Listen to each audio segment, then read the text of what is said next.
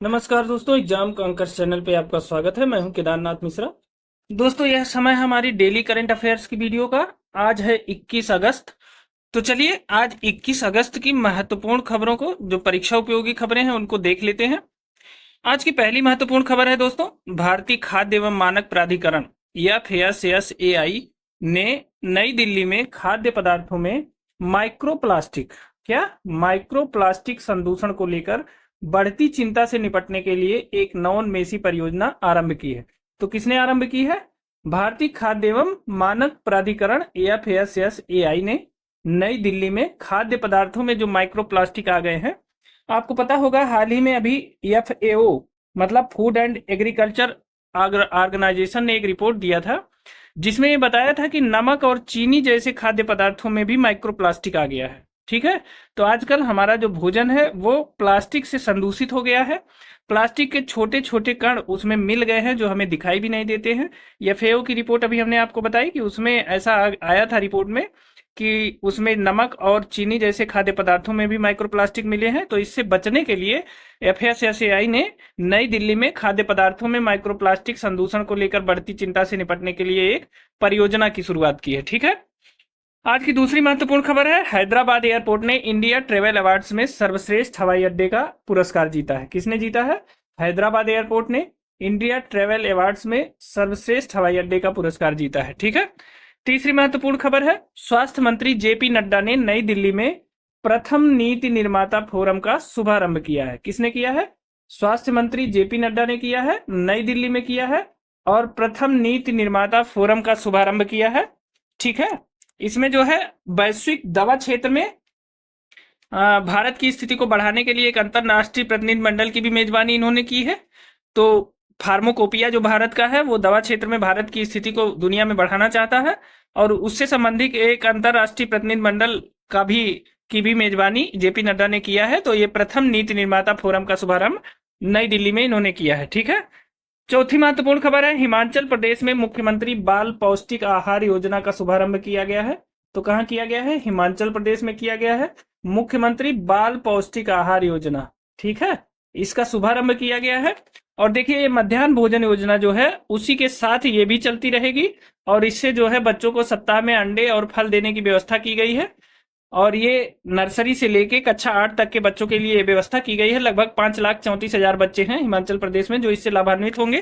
तो मुख्यमंत्री बाल पौष्टिक आहार योजना हिमाचल प्रदेश में शुरू की गई है। ठीक है, पांचवी महत्वपूर्ण खबर है, नेपाल भारत को 1,000 मेगावाट बिजली निर्यात करेगा। कितना करेगा? नेपाल भारत को 1,000 मेगावाट बिजली का निर्यात करेगा। ये भी इंपॉर्टेंट है कि नेपाल जो है कितने यूनिट या कितने मेगावाट बिजली का निर्यात करेगा भारत को, तो 1,000 मेगावाट। ठीक है, छठी महत्वपूर्ण खबर है, अमेरिका और दक्षिण कोरिया के बीच उल्ची फ्रीडम शील्ड अभ्यास शुरू हुआ है। किसके किसके बीच? अमेरिका और दक्षिण कोरिया के बीच। तो अमेरिका और दक्षिण कोरिया के बीच उल्ची फ्रीडम शील्ड अभ्यास शुरू हुआ। ठीक है, सातवीं महत्वपूर्ण खबर है, भारतीय वायुसेना और भारतीय थल सेना ने संयुक्त रूप से 15,000 फीट की ऊंचाई वाले क्षेत्र में आरोग्य मैत्री हेल्थ क्यूब का अपनी तरह का पहला सटीक पैराड्राफ परीक्षण किया है।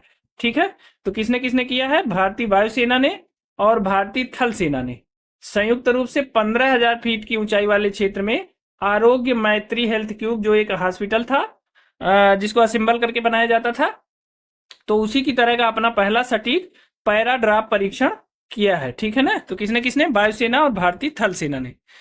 चलिए आठवीं महत्वपूर्ण खबर की तरफ चलते हैं, सोशल मीडिया प्लेटफॉर्म X ने ब्राजील से अपना स्टाफ हटाने की घोषणा की है। तो कहां से किया है? सोशल मीडिया प्लेटफॉर्म X, जिसे पूर्व में ट्विटर कहा जाता था, इसने जो है ब्राजील से अपना स्टाफ हटाने की घोषणा की है। ये इंपॉर्टेंट है कि सोशल मीडिया प्लेटफॉर्म X ने कहां से अपने स्टाफ हटाने की घोषणा की, तो ब्राजील से। ठीक है ना, आठवीं खबर थी ये। नवीं महत्वपूर्ण खबर है, झारखंड ने मुख्यमंत्री मैया सम्मान योजना शुरू किया है। किसने किया है? झारखंड ने मुख्यमंत्री मैया सम्मान योजना शुरू किया है। इसके तहत महिलाओं को प्रत्येक महीने 1,000 रुपए दिए जाएंगे। कितने दिए जाएंगे? 1,000 रुपए।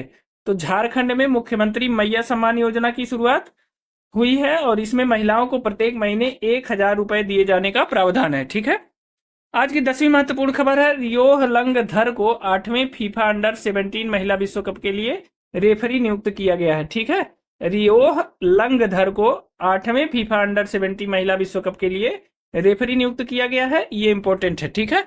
रियोह लंगधर को 8वें फीफा अंडर 17 महिला विश्व कप के लिए रेफरी नियुक्त किया गया है, याद रखिएगा। 11वीं महत्वपूर्ण खबर है, मलेशिया के प्रधानमंत्री अनवर इब्राहिम 3 दिवसीय भारत की यात्रा पर आए हैं। तो मलेशिया के प्रधानमंत्री कौन है? अनवर इब्राहिम है, और ये 3 दिवसीय भारत की यात्रा पर आए हैं, ठीक है। तो मलेशिया के प्रधानमंत्री अनवर इब्राहिम 3 दिवसीय भारत की यात्रा पर आए हैं। आज की 12वीं महत्वपूर्ण खबर है, 19वां confederation of Indian industry CII Bharat Africa व्यापार कॉन्क्लेव नई दिल्ली में शुरू हुआ, ठीक है।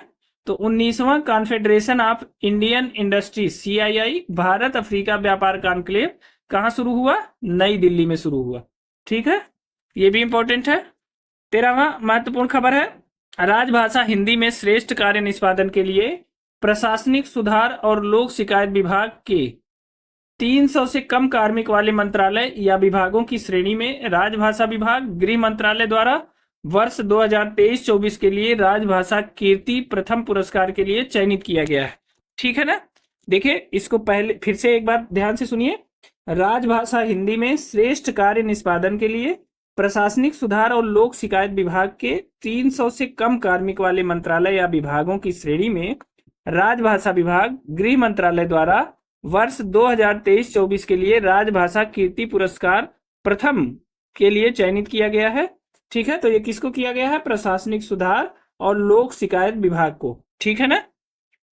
चलिए आज की 14वीं महत्वपूर्ण खबर देख लेते हैं। अशोक कुमार ने एम्प्लॉयज स्टेट इंश्योरेंस कॉर्पोरेशन के महानिदेशक का पदभार संभाला।